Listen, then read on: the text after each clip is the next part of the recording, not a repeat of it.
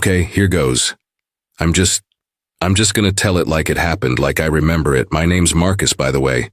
And up until a few weeks ago, I was just another guy, driving for Uber Eats, trying to make ends meet for my wife, Sarah, and our little girl, Maya.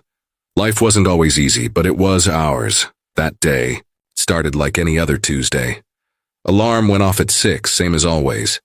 Maya was already bouncing around, wanting pancakes. Sarah was trying to get ready for her shift at the nursing home, looking tired but smiling at Maya's energy. I made the pancakes, extra syrup for Maya, black coffee for me and Sarah. Kissed them both goodbye, hopped in my old reliable Honda, and switched on the Uber Eats app. Let's make some bread, I muttered to myself, like I always do. Just a little ritual. The morning was slow. A couple of breakfast orders, then a lull. I remember sitting in a parking lot, scrolling through my phone, listening to some old-school R&B. The sun was trying to peek through the clouds, one of those gray days that can't make up its mind. I was thinking about bills, about Maya needing new shoes, about how Sarah deserved a vacation we couldn't afford. The usual stuff that grinds on you when you're waiting for the next ping. Around lunchtime, things picked up. I got an order from Burger Bonanza, one of those greasy spoon places that always smells amazing. The destination was a part of town I didn't go too often. A bit rough around the edges, but hey, a delivery's a delivery. I remember the bag felt heavy with fries and burgers. The smell was making my own stomach rumble. I pulled up to this apartment complex. It was a bit run down, paint peeling here and there, kids' bikes left on the patchy grass. I double-checked. The apartment number on the app, 3B. Okay. Grabbed the bag, locked my car, and headed for the outside staircase. As I was walking towards the stairs, I saw a couple of kids playing near the entrance of the building. One was a little older, maybe 10 or 11, kicking a soccer ball around. The other one, much smaller, maybe 6 or 7, was trying to keep up, giggling. It made me smile. Reminded me of Maya, that pure, uncomplicated joy. I started up the metal stairs. Clang, clang, clang. They always make so much noise. I was on the second floor landing, about to head up to the third, when I heard it. Pop, pop, pop. At first, my brain didn't register. Fireworks, a car backfiring. It's funny how your mind tries to make sense of things, tries to fit them into a normal box. But then there was another burst. Pop, pop, pop, pop. Louder this time, sharper, and with it a scream. Not a playful scream, a real one, full of terror. My blood went cold. I just froze there on the landing, the Burger Bonanza bag suddenly feeling like a ton of bricks. My heart started hammering against my ribs like it wanted out. I've never been in the army, never been in a fight much beyond a schoolyard scuffle. I'm not a hero, man. I'm a dad. I deliver food. I peeked, very slowly, around the corner of the stairwell, looking down into the courtyard area where the kids had been. What I saw, it's burned into my brain. One of the older kids, not the ones I saw playing, but bigger, maybe a teenager, was standing there with something in his hand. And the little boy, the one who'd been giggling just moments before, he was on the ground, not moving much. The older kid who'd been playing soccer was gone, probably ran, and I don't blame him one bit. Then the teenager with the gun, he looked around, almost casual, and started to walk away, sort of sauntering like he hadn't just ripped a hole in the world. My mind was screaming, "Call 911, hide, get out of here." All sensible things. But my feet, they weren't listening to the sensible part of my brain. All I could see was that little boy on the ground. He looked so small, so fragile. I don't know what came over me. Maybe it was thinking of Maya. Maybe it was just, I couldn't not do something. I dropped the food bag. It landed with a soft thud, burgers and fries probably spilling everywhere. Didn't care. I ran down those stairs, faster than I thought I could move. Clang, clang, clang, clang. My own footsteps sounded like thunder. The teenager with the gun, he was almost at the street. He glanced back, saw me running towards the boy, and for a split second our eyes met. I saw nothing there, just blank. He didn't raise the gun at me, just turned and disappeared around the corner. Maybe he thought I was crazy. Maybe I was. I reached the little boy. He was so tiny. He had on a blue t-shirt with a cartoon character I didn't recognize. There was blood. Oh God. There was so much blood blooming on his shirt near his shoulder. His eyes were wide, full of a pain and fear no kid should ever know. He was making these little whimpering sounds. "Hey, buddy." "Hey," I said, my voice sounding strange and shaky even to my own ears. "It's okay, I got you, I got you."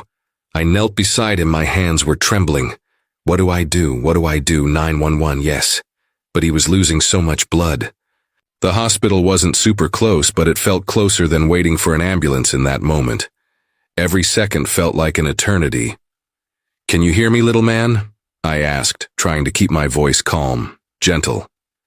He blinked, a tear rolling down his dusty cheek. "Okay, we're gonna get you some help. You're gonna be brave for me, all right?" I didn't even think, I just scooped him up. He was light, too light. He cried out a sharp little yelp of pain, and I felt something inside me break. I'm sorry, buddy, hold on tight." I ran back to my Honda, my keys, where were my damn keys? Fumbling in my pocket, hand slick with his blood. Got them, unlocked the car, threw open the passenger door, laid him as gently as I could on the seat. His head lolled a bit. "Stay with me, okay? Stay with me." I jumped into the driver's seat, slammed the door, jammed the key in the ignition. The engine roared to life. Thank God for old reliable Hondas. I peeled out of that parking lot, tires squealing. I didn't care about traffic laws, red lights, nothing. I just drove. One hand on the wheel, the other reaching over, trying to put pressure on his shoulder where the blood was worst.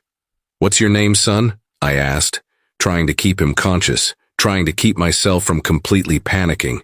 He whispered something, so faint. "What was that, buddy? Say it a little louder for me." Leo," he breathed out. "Leo, that's a strong name. Like a lion, right? You gotta be strong like a lion for me, Leo." He didn't answer. His eyes were starting to flutter, closed. No, Leo, stay with me, talk to me. What's your favorite cartoon? You like superheroes?" My voice was cracking.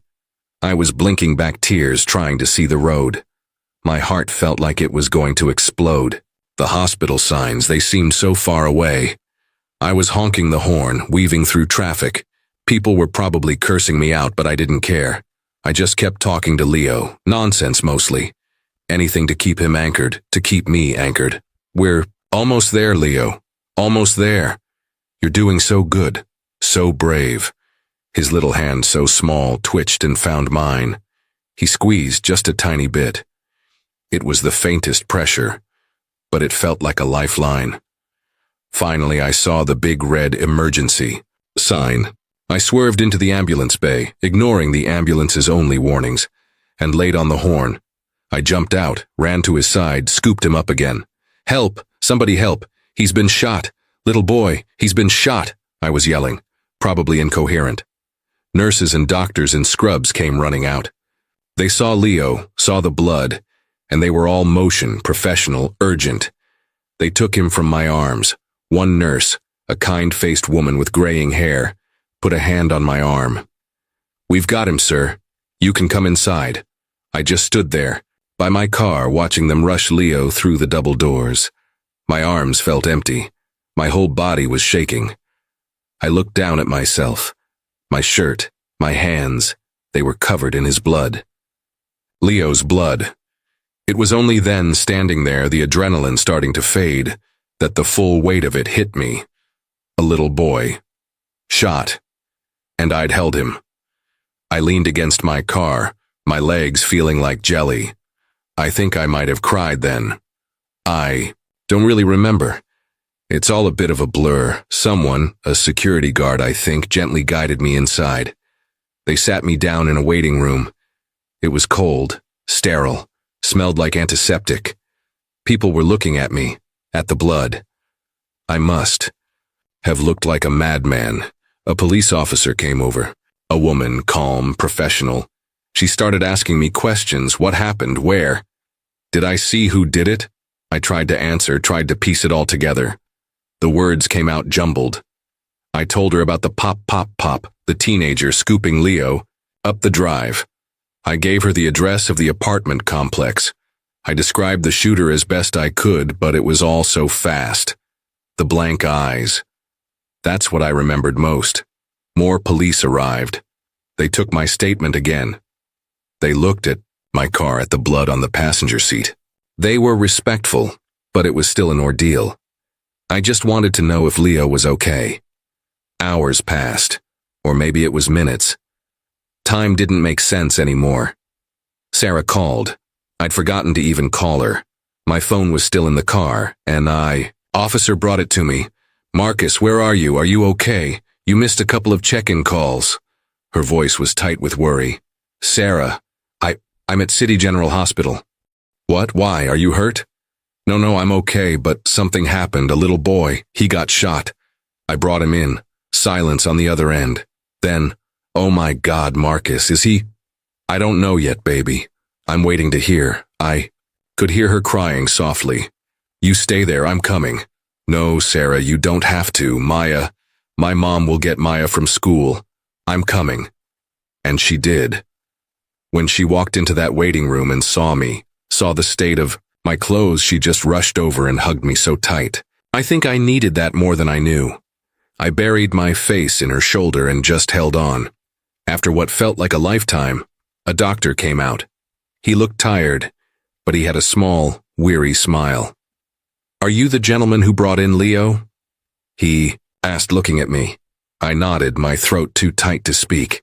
Sarah squeezed my hand. Well, you saved his life. The words hit me. You saved his life. He lost a lot of blood, the doctor continued, and the bullet was lodged dangerously close to some major vessels in his shoulder. But he's a fighter, and you getting him here so quickly, that made all the difference. He's out of surgery, stable for now. He's got a long road ahead, but he's alive. Thanks to you, I just sagged. Relief so potent it was almost painful washed over me. Tears streamed down my face. Sarah was crying too, holding my hand like she'd never let go. Leo was alive. Little while later, a woman came into the waiting room. She looked frantic, her eyes red-rimmed. Leo, where is my son Leo? She was asking a nurse. The nurse pointed towards us, towards the doctor who was still nearby. The woman rushed over. My boy? Leo? Is he? The doctor explained gently what had happened, that Leo was stable. Then he looked at me. This is the man who brought him in. The woman turned to me. Her eyes, full of anguish but also a dawning, immense gratitude, met mine. You saved my baby? She whispered, her voice thick with emotion. I didn't know what to say.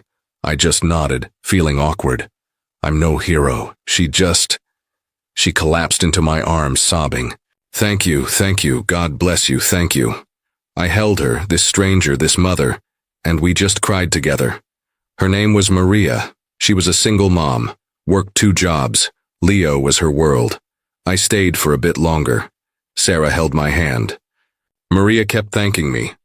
The police asked a few more questions. Eventually they said I could go home. They'd need my shirt for evidence, so a nurse gave me a set of scrubs to wear. Walking out of that hospital in pale blue scrubs, feeling drained and shaky, was surreal. The next few days were a blur. The story somehow got out.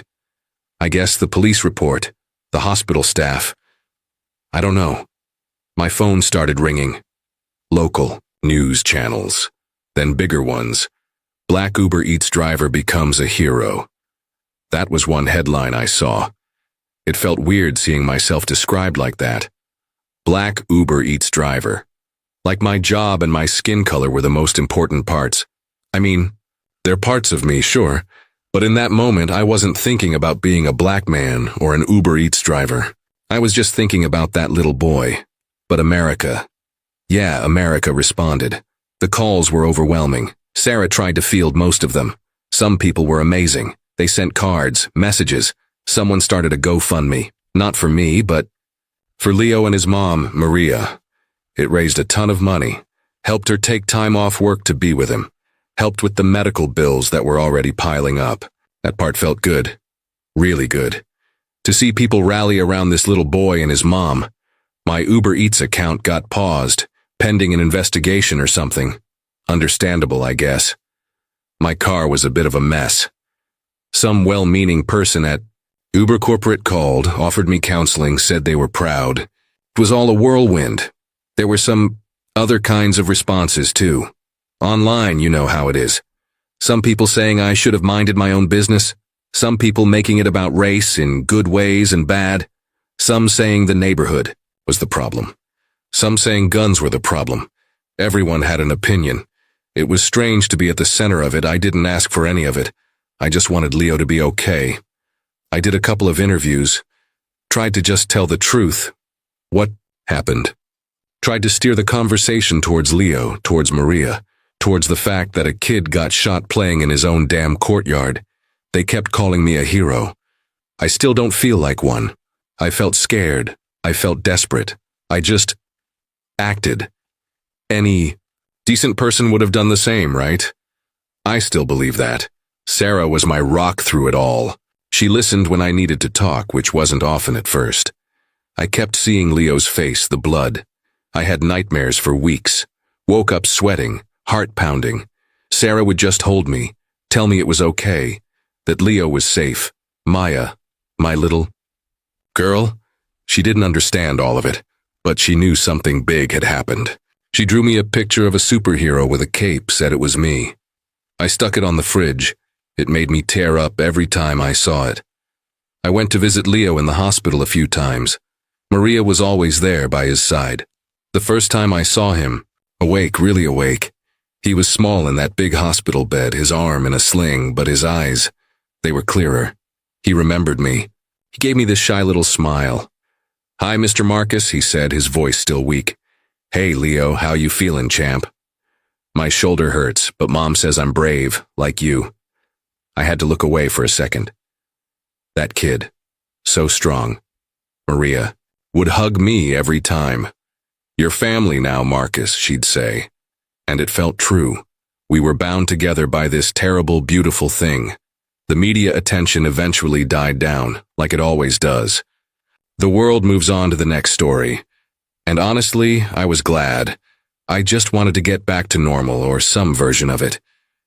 Uber Eats cleared me to drive again. My car got cleaned. But things weren't quite the same. Every time I got a delivery to an apartment complex, my heart would beat a little faster. Every time I heard a loud noise, I'd jump. The world felt sharper, more dangerous, but also, in a strange way, more precious. I started noticing things more, little acts of kindness. People helping each other? Maybe I was looking for it, I don't know. But it seemed like there was good out there, mixed in with all the bad. And Leo got better. He had more surgeries, lots of physical therapy. But he was a fighter. Maria would send me pictures. Leo smiling, Leo starting to use his arm. Again, Leo back at school. Each picture was like a little piece of sunshine. Sometimes I think about that teenager with the gun. What was going on in his life that led him to that point? What makes someone do something like that? I don't have answers. Just sadness for a cycle of violence that seems to keep spinning. They never caught him as far as I know. That's a bitter pill to swallow. But then I think about Leo and Maria and Sarah and Maya and all the people who reached out, who donated, who just sent a kind word. America responds. Yeah, it did. In all its complicated, messy, sometimes ugly, sometimes beautiful ways.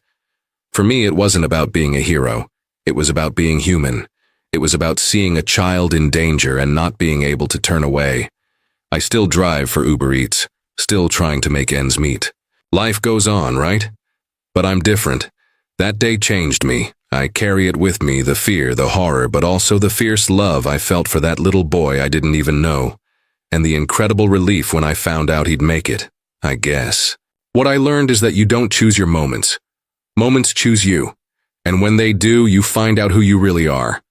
I'm still just Marcus, a dad, a husband, a guy driving a Honda. But I'm also the guy who didn't look away. And maybe, just maybe, that's enough. When I see Leo now, he's usually got a soccer ball at his feet.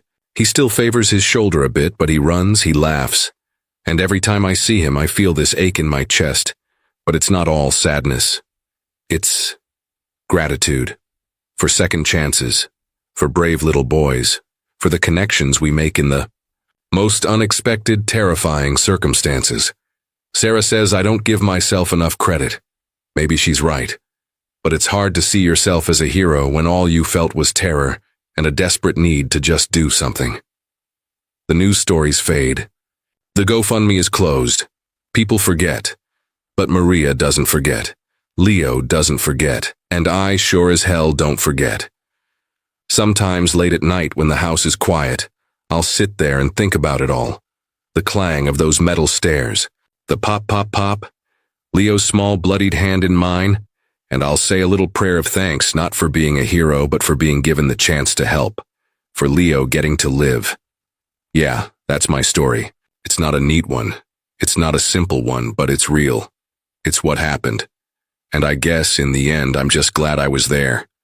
Glad I could make a difference for one little boy named Leo. That's more than enough for me. My name is Marcus. Most days I'm just a guy trying to make a living. A husband to my wonderful Sarah and a dad to our bright spark, Maya. I drive for Uber Eats. It's not glamorous, but it pays the bills, or at least some of them. Life's a hustle, you know?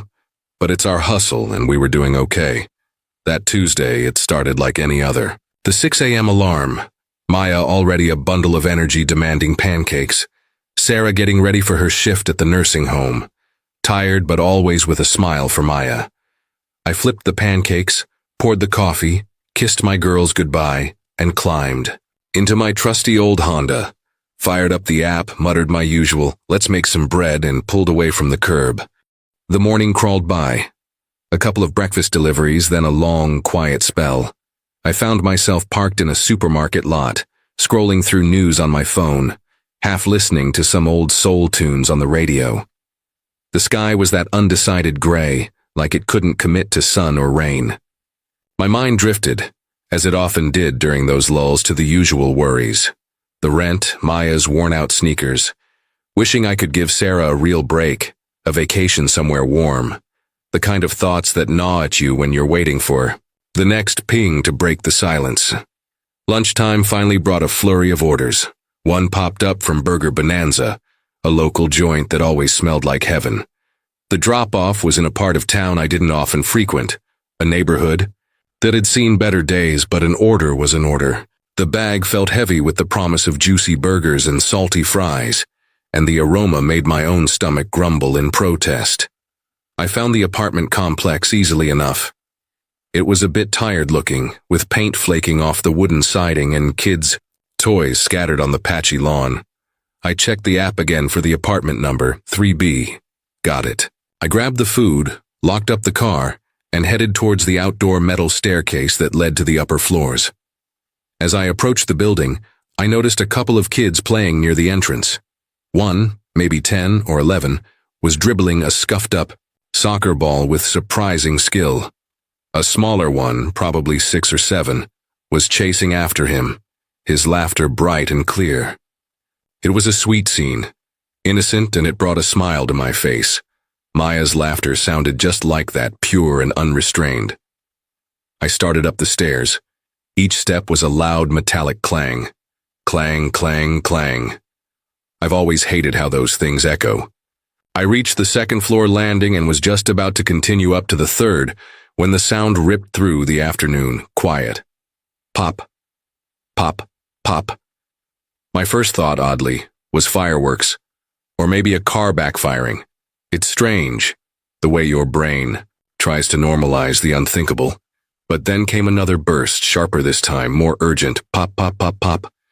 And with it, a scream, not a playful shriek from a child's game, but a raw, piercing sound of pure terror. A cold wave washed over me. I froze right there on that landing, the Burger Bonanza bag suddenly feeling like it weighed 1,000 pounds. My heart began to pound against my ribs, a frantic drumbeat of fear. I'm no tough guy. I've never been in a real fight, never mind anything like this. I'm a father. I deliver takeout. My hand was shaking as I cautiously peered around the edge of the stairwell, looking down into the small courtyard where I'd seen the children playing just moments before. The image that met my eyes is seared into my memory. A permanent, unwelcome resident. One of the older kids, not the ones I'd seen with the soccer ball, but a teenager, stood there, something dark and menacing in his hand. And the little boy, the one whose giggles had warmed me just minutes ago, was crumpled on the ground. He wasn't moving. The older boy with the soccer ball was gone, vanished. I couldn't blame him. The teenager with the gun scanned the area, his movements chillingly casual, then began to stroll away as if he hadn't just shattered a life, a family, the peace of an afternoon. My mind was a whirlwind of conflicting commands. Call 911, get down, run! All perfectly logical, sensible reactions, but my body, my feet, they weren't listening to logic. All I could see was that small, still form on the concrete. He looked so impossibly tiny, so vulnerable. I don't know. What snapped in me? Maybe it was the father in me, thinking of Maya. Maybe it was just a basic human instinct. I couldn't stand there and do nothing. I just couldn't. The food bag dropped from my hand. It landed with a soft thud, the smell of burgers and fries momentarily filling the air before being swallowed by the metallic tang of fear. I didn't give it a second thought. I bolted down those stairs, moving faster than I ever thought possible. Clang, clang, clang, clang. My own footsteps sounded like explosions in the sudden, awful silence. The kid with the gun was nearing the street. He glanced back, his eyes meeting mine for a horrifying fraction of a second as I sprinted towards the fallen child. There was nothing in his gaze. No remorse, no fear, just a chilling emptiness.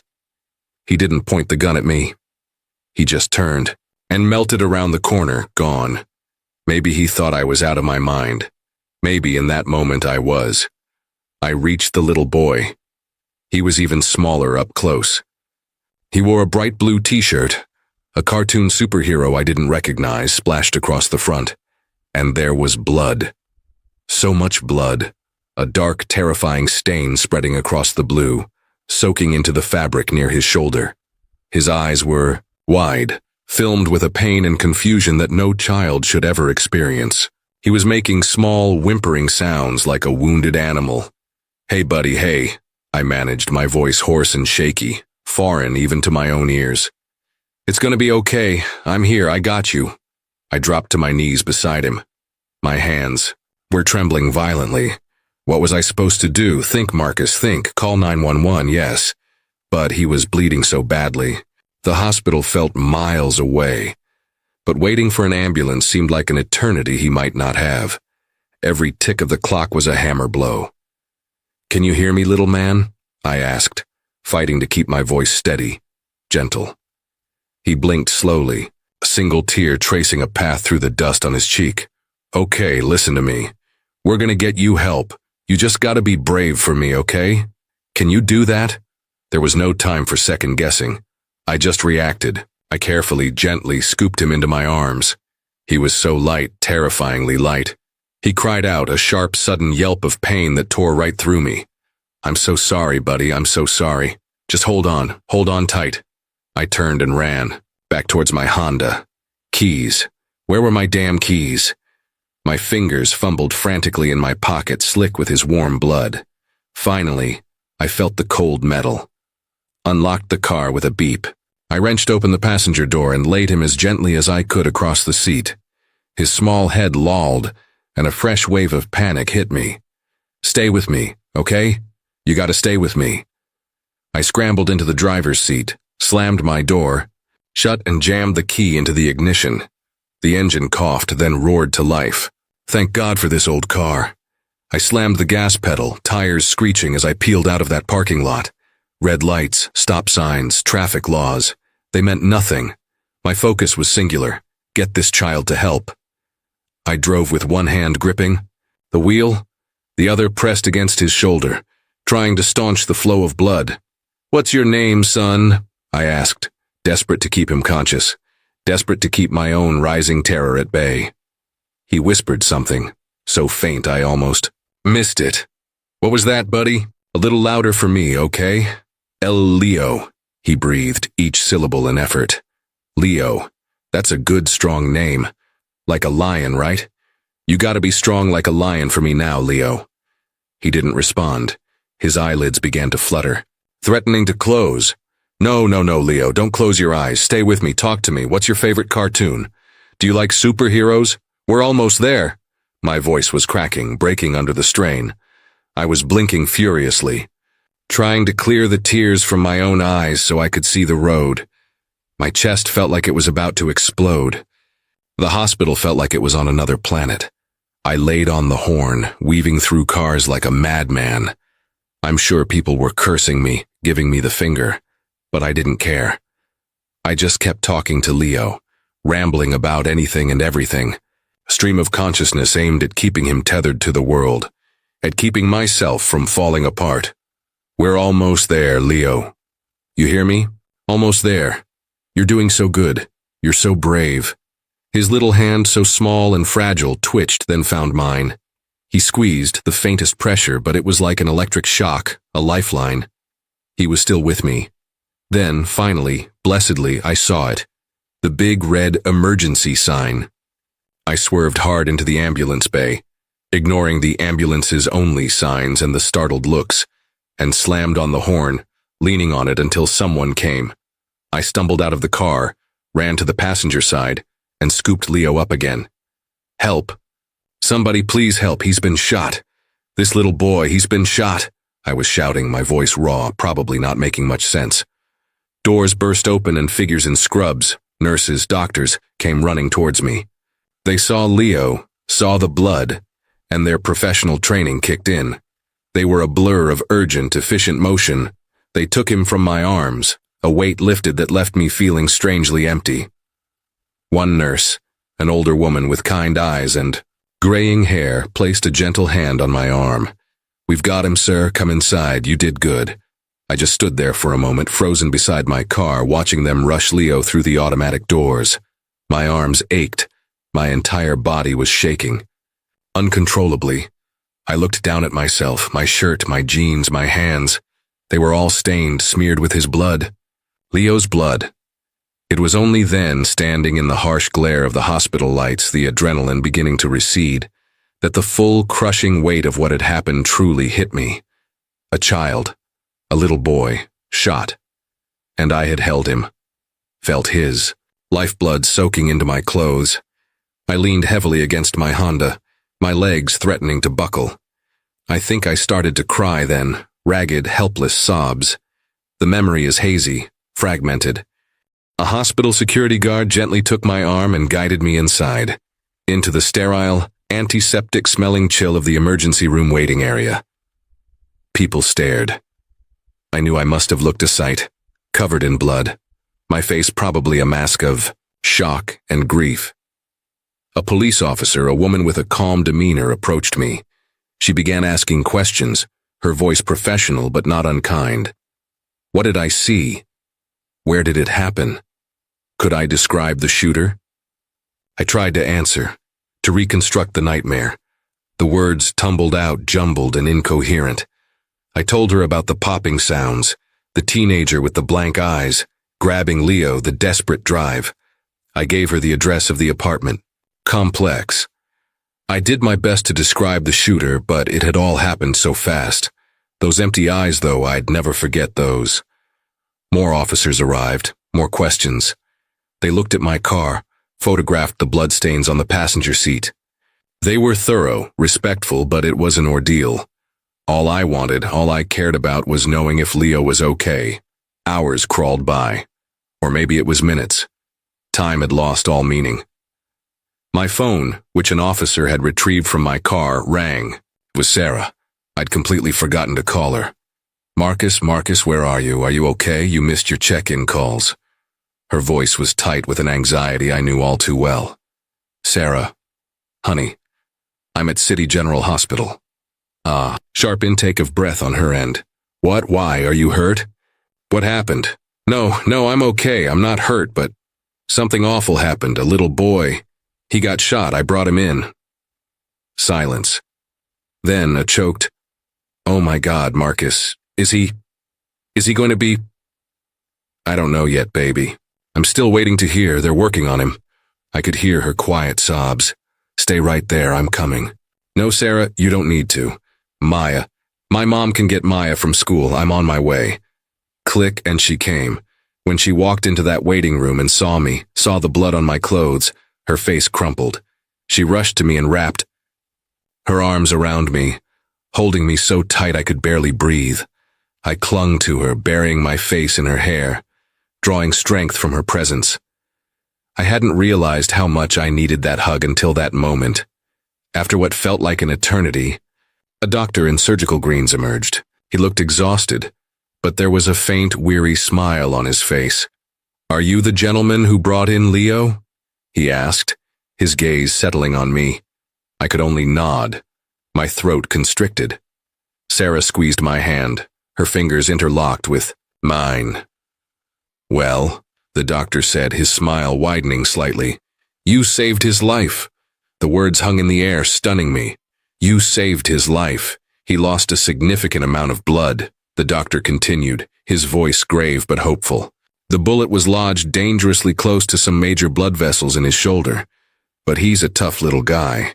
And you getting him here as quickly as you did, that made all the difference. He's out of surgery, and he's stable. For now. He has a long recovery ahead, but he's alive. Because of you." A wave of relief so powerful it was almost physically painful washed over me. Tears, hot and unbidden, streamed down my face. Sarah was crying too, her arm around my shoulders, her hand still gripping mine. Leo was alive. He was going to make it. A short while later, a woman burst into the waiting room, her face a mask of anguish, her eyes wide and red-rimmed.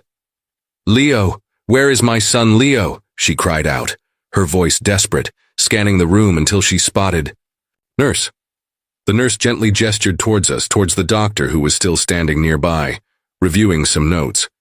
The woman hurried over, her gaze fixed on the doctor. "My boy, Leo, is he?" The doctor calmly explained Leo's condition, that he was stable after surgery. Then he turned and indicated me. "This is the man who brought him in. He saved your son's life." The woman's head snapped towards me, her eyes, filled with a maelstrom of fear, pain, and a dawning, overwhelming gratitude, locked with mine. You saved my baby," she whispered, her voice trembling, laden with emotion. I didn't know what to say. What could I say? I just nodded, feeling a flush of awkwardness. I'm no hero. I just did what anyone would do. She didn't say another word. She just stepped forward and collapsed into my arms, her body racked with sobs. Thank you. God bless you. Thank you," she repeated over and over, her tears soaking my already stained shirt. I held her, this stranger, this mother whose child I had held bleeding in my arms, and we just stood there, two souls connected by a thread of tragedy and hope, crying together. Her name, I learned, was Maria, a single mom working 2 jobs to make ends meet. Leo was her entire world. I stayed a while longer. Sarah sat beside me, a silent, comforting presence. Maria, her initial shock giving way to a profound gratitude, kept thanking me, her words heartfelt and humbling. The police asked a few more clarifying questions. Finally, they said I was free to go. They needed my clothes for evidence, so a kind nurse found me a set of pale blue hospital scrubs to wear home. Walking out of that hospital, into the fading afternoon light, dressed in those scrubs, feeling utterly drained and shaky, was one of the most surreal experiences of my life. The days that followed were a whirlwind. The story, as stories like this often do, found its way to the media. I'm still not sure how. The police report, hospital staff talking, maybe someone in the neighborhood. My phone started ringing off the hook. First it was local news stations, then national outlets. Black Uber Eats driver becomes a hero after saving boy in shooting. That was one of the headlines. It felt strange, almost detached, reading about myself like that. Black Uber Eats driver. As if my race and my job were the defining characteristics of what happened. They're part of who I am, of course. But in that terrifying moment, I wasn't thinking about being a black man or an Uber Eats driver or anything other than that little boy lying on the ground. But the headline wasn't wrong about one thing. America responds. And it did. The sheer volume of calls and messages was overwhelming. Sarah became my unofficial gatekeeper, trying to shield me from the worst of it. Some of the responses were incredible. People sent cards, flowers, heartfelt messages of support. Someone, a complete stranger, started a GoFundMe campaign, not for me, but for Leo and Maria. It raised a significant amount of money, enough to help Maria take time off work to be by Leo's side, to cover some of the mounting medical expenses. That part, seeing that outpouring of generosity, felt truly good. It was a balm to my frayed nerves, a reminder of the good in people. My Uber Eats account was temporarily suspended, pending an internal review or something. It was understandable, I guess. My car was still impounded, considered part of a crime scene. Someone from Uber corporate called, offered condolences, support, even counseling. They said they were proud. It was all a dizzying, disorienting blur. But not all the responses were positive. The internet, as it often is, was a mixed bag. Some people, hiding behind anonymous usernames, said, "I should have minded my own business." Others tried to twist the narrative, making it about race in divisive ways, or blaming the neighborhood, or turning it into a political debate about gun control. Everyone, it seemed, had an opinion, a hot take. It was a strange and uncomfortable feeling to be thrust into the center of such a public storm. I hadn't asked for any of this. All I had wanted, all I still wanted, was for Leo to be okay. I did a couple of interviews reluctantly. I tried to stick to the facts, to just tell the story of what happened. I tried, as much as possible, to steer the conversation towards Leo, towards Maria, towards the tragic reality that a child had been shot while playing in his own courtyard on an ordinary Tuesday afternoon. They kept calling me a hero. I still don't feel like one. I felt scared out of my wits. I felt desperate. I just reacted. Wouldn't any decent human being have done the same? I have to believe that. Throughout it all, Sarah was my anchor. She listened patiently when I finally found the words to talk about it, which wasn't often in those first few weeks. The images haunted me. Leo's small, pale face, the bright crimson stain spreading on his blue t-shirt. Nightmares became a regular occurrence, waking me in a cold sweat, my heart racing. Sarah would just hold me, murmuring soothing words, reminding me that it was over, that Leo was safe. Maya, our little girl, didn't fully grasp the gravity of what had happened, but she knew her daddy had done something important. She drew me a picture, a caped superhero with a big M on his chest.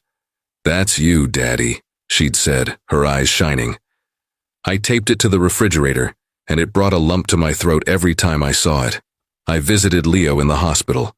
Whenever I could. Maria was a constant presence by his bedside, her strength and resilience an inspiration. The first time I saw Leo awake and alert, he was dwarfed by the hospital bed, his arm immobilized in a sling, but his eyes, they were clearer, brighter. He remembered me. He offered a shy, tentative smile. "Hi, Mr. Marcus," he'd whispered, his voice still weak. "Hey there, Leo, how are you feeling, champ? My shoulder hurts a lot, but Mommy says I'm brave, like you were." I had to turn away for a moment, overwhelmed. That little boy, his courage was immense. Maria hugged me tightly each time I visited. "You're family now, Marcus," she'd say, her voice thick with emotion. And in a strange, profound way, it felt true. We were bound together by this terrible, beautiful, life-altering event. The media frenzy eventually subsided, as it always does. The news cycle moves on, hungry for the next sensational story. And to be honest, I was relieved. I craved a return to normalcy, or at least some semblance of it.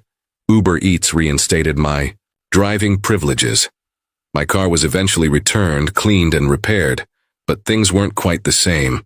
They couldn't be. Every time I got a delivery to an apartment complex, especially one with those clangy metal stairs, my heart would pound a little harder. Every unexpected loud noise made me jump. The world felt edgier, more unpredictable, but also, in a strange way, more precious, more fragile. I started noticing the small things more. A stranger holding a door open. A shared smile with another driver stuck in traffic. Little acts of kindness that I might have overlooked before. Maybe I was actively looking for them, seeking reassurance that the world wasn't entirely consumed by darkness. But it seemed to me that there was still a lot of good out there, quiet and unassuming, but present. And Leo continued to heal. He endured more surgeries, countless hours of painful physical therapy. But he was a fighter, that kid. Maria kept me updated, sending pictures. Leo smiling, Leo tentatively using his arm again, Leo finally back at school with his friends. Each photo was a small miracle, a ray of sunshine in the lingering shadow of that awful day. Sometimes in quiet moments, I think about that teenager, the one with the gun and the empty eyes. What demons was he battling? What led him to such a desperate, destructive act? I don't have any answers, only a profound sadness for a cycle of violence that seems to ensnare so many young lives. As far as I know, he was never caught. That's a bitter pill, one that's hard to swallow. But then my thoughts turn to Leo, to Maria, to Sarah and Maya, to all the strangers who reached out, who donated to the GoFundMe, who simply offered a kind word of encouragement. America responds. Yes, it certainly did. In all its complex, contradictory, sometimes frustrating, sometimes inspiring ways. For me, this was never about being a hero. It was about being human. It was about seeing a child in mortal danger and finding myself incapable of turning away. I still drive for Uber Eats, the bills still need paying. Life, as they say, goes on. But I'm different now. That day irrevocably changed me. I carry it with me always. The fear, the horror, the sight of so much blood. But also the fierce, protective love I felt for that little boy I'd never met, and the overwhelming, soul-deep relief when I learned he would live. I guess what I've come to understand is that you don't choose your defining moments. They choose you. And in those moments, when the world tilts on its axis, you discover who you really are, what you're truly made of. I'm still just Marcus, a father, a husband, a guy driving an old Honda. But I'm also the man who, on one terrible Tuesday afternoon, didn't look away. And maybe, just maybe, that's enough. When I see Leo now, and Maria makes sure we see each other often, he's usually got a soccer ball at his feet, a mischievous grin on his face. He still favors his shoulder a tiny bit, a subtle reminder of the ordeal he endured. But he runs, he laughs, he plays. And every time I see him, I feel this familiar ache in my chest. But it's no longer just sadness or fear. It's gratitude. Gratitude for second chances. Gratitude for the resilience of brave little boys. Gratitude for the unexpected connections that can be forged in the crucible of our most terrifying experiences. Sarah still tells me I don't give myself enough credit. Maybe she's right. It's hard to see yourself as a hero when all you felt was a primal fear and an overwhelming, desperate need to just do something. The news stories have long since faded. The GoFundMe account is closed. The world has moved on. But Maria will never forget. Leo will never forget. And I know, with absolute certainty, that I will never, ever forget. Sometimes late at night, when the house is quiet and my family is asleep, I'll sit by the window and replay it all in my mind. The clang of those metal stairs, the sickening pop, pop, pop, the feel of Leo's small, bloodied hand clutching mine. And I'll offer up a quiet prayer of thanks. Not for being a hero, but for being given the chance to help. For Leo, who got to keep on living.